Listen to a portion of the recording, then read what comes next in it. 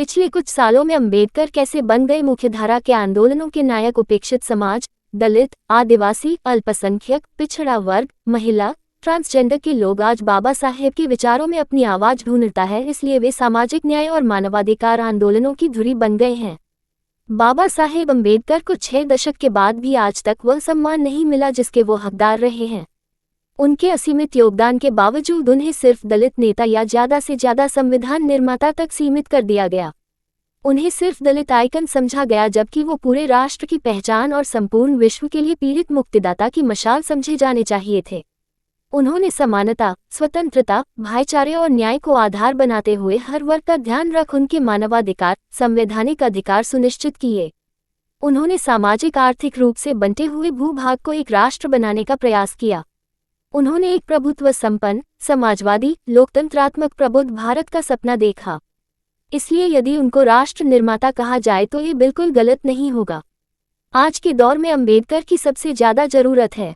ये शब्द पिछले कुछ समय में काफी लोगों ने इस्तेमाल किया था, लेकिन तब देश नहीं जानता था कि जल्द ही देश में एक अपूर्व जन आंदोलन होने वाला है, जिसके हर पोस्टर में अंबेडकर छाए हुए होंगे और हर किसी की जुबान पर जय भीम और जय संविधान होगा।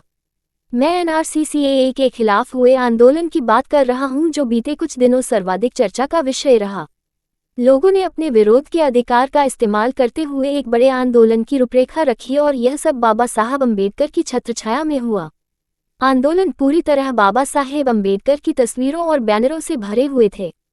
देश के हर कोने में चले इन आंदोलनों में जय भीम और बाबा साहब अंबेडकर के संविधान बचाने की ही बात हो रही थी।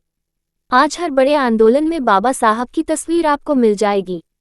दलित आंदोलन की तो बिना बाबा साहब अंबेडकर के आप कल्पना नहीं कर सकते, लेकिन पिछले कुछ समय से महिलाओं के आंदोलन, ट्रांसजेंडर के आंदोलन, आदिवासियों, भूमिहीनों, सामाजिक न्याय के हर आंदोलन में बाबा साहब मौजूद हैं। बाबा साहेब अंबेडकर मानवाधिकार आंदोलनों के परिचायक बनते प्रतीत हो रहे हैं।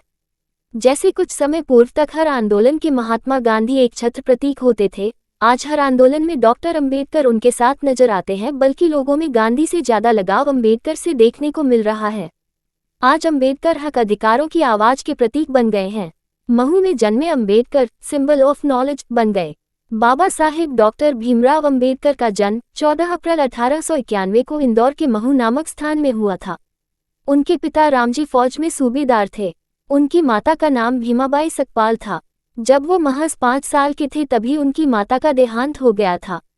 अंबेडकर ने सन 1907 में मैट्रिक और एल्फिंस्टन कॉलेज से इंटर की परीक्षा पास की।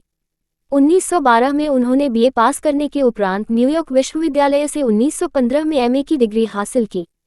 कोलंबिया विश्वविद्यालय से उन्हें डॉक्टर ऑफ फिलॉसफी की उपाधि मिली। बाबा साहेब अंबेडकर भारत ही नहीं बल्कि पूरे दक्षिण एशिया के ऐसे पहले व्यक्ति थे जिन्होंने अर्थशास्त्र में पीएचडी की थी। बाबा साहेब ने पाली भाषा शब्दकोश भी लिखा था और वे संस्कृत सहित 9 से ज्यादा भाषाएं जानते थे, इसलिए उन्हें सिंबल ऑफ नॉलेज भी कहा जाता है। बाबा साहेब को किताबें पढ़ने का बड़ा शौक था। कहा जाता है कि अंबेडकर की व्यक्तिगत लाइब्रेरी दुनिया की सबसे बड़ी व्यक्तिगत लाइब्रेरी थी, जिसमें 50,000 से अधिक पुस्तकें थीं। बाबा साहेब ने अपने जीवन में तथागत तौर पर गौतम बुद्ध, संत कबीर और महात्मा ज्योतिबा फुले को अपना गुरु माना। किसके हैं अंबेडकर? निसंदेह आज बाबा साहेब अंबेडकर अधिक प्रासंगिक नजर आ रहे हैं। लोगों में अंबेडकर को पढ़ने की उत्सुकता भी बढ़ी है। संसद में भी हर बहस में आपको पक्ष विपक्ष दोनों के तर्कों में बाबा साहेब सुनने को मिल जाएंगे। आज हर नेता की जुबान पर जय भीम है। पक्ष विपक्ष के हर पार्टी के नेता अंबेडकर पर अपना हक जताना चाहते हैं, लेकिन हकीकत में अंबेडकर किसके हैं? सत्ता पक्ष के लिए अंबेडकर को साथ लेकर चलना आसान है, क्योंकि एक पार्टी जिसका जय श्री राम एक अघोषित नारा रहा हो, जो खुलकर धर्म की राजनीति करती है, उस संगठन के दिशा निर्देश में काम करती हो, जो हिंदुओं का सबसे बड़ा संगठन होने का दावा करता हो, वो बाबा साहेब अंबेडकर की 22 प्रतिज्ञाओं को और उनके हिंदू धर्म के त्यागने को उनके हिंदू धर्म पर रखे। उनके हिंदू धर्म पर रखे विचारों को कैसे अपने एजेंडे में फिट कर सकती है, जो कि संभव नजर नहीं आता है। क्योंकि जब भी सामाजिक न्याय की बात होगी तो ये लड़ाई सिमटकर मनुवाद बनाम अम्बेडकरवाद की होगी, और इस बीच बीजेपी का मनुस्मृति प्रेम जग जाहिर रहा है।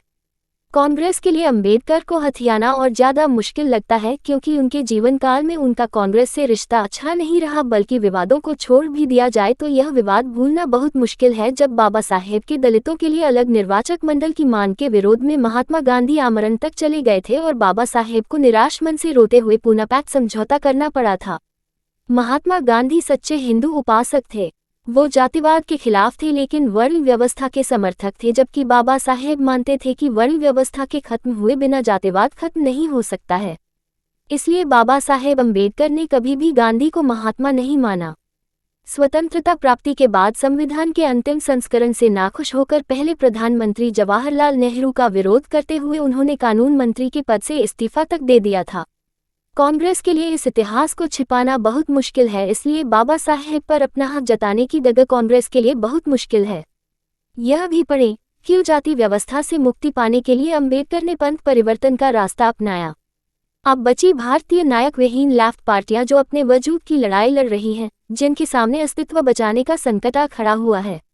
दूसरी राजनीतिक पार्टियों की तरह इन्होंने भी अब से पहले कभी बाबा साहेब अम्बेडकर को स्वीकार नहीं किया, बल्कि बाबा साहेब के जीवन काल के दौरान विरोध ही किया था और इन्होंने कभी जाति की समस्या को स्वीकार नहीं किया। लेकिन राजनीति से अलग हटकर यदि बात की जाए तो आज बाबा साहेब हर उपेक्षित समाज, दलित, आदिवासी, अल्पसंख्यक, पिछड़ा वर्ग, महिला, ट्रांसजेंडर के समान अधिकारों की आवाज बनते जा रहे हैं, क्योंकि हर उपेक्षित समाज के हकों की बात उन्होंने की है। इसलिए आज हर पीड़ित उनके विचारों में अपनी आवाज ढूंढता है। इसलिए अंबेडकर सामाजिक न्याय और मानवाधिकार आंदोलनों की धुरी बन गए हैं। यहाँ मुहैया सूचना सिर्फ मान्यताओं और जानकारियों पर आधारित है। यहाँ ये बताना जरूरी है कि यह मेरा वीडियो किसी भी तरह की मान्यता, जानकारी की पुष्टि नहीं करता है। किसी भी जानकारी या मान्यता को अमल में लाने से पहले संबंधित विशेषज्ञ से सलाह लें। धन्यवाद।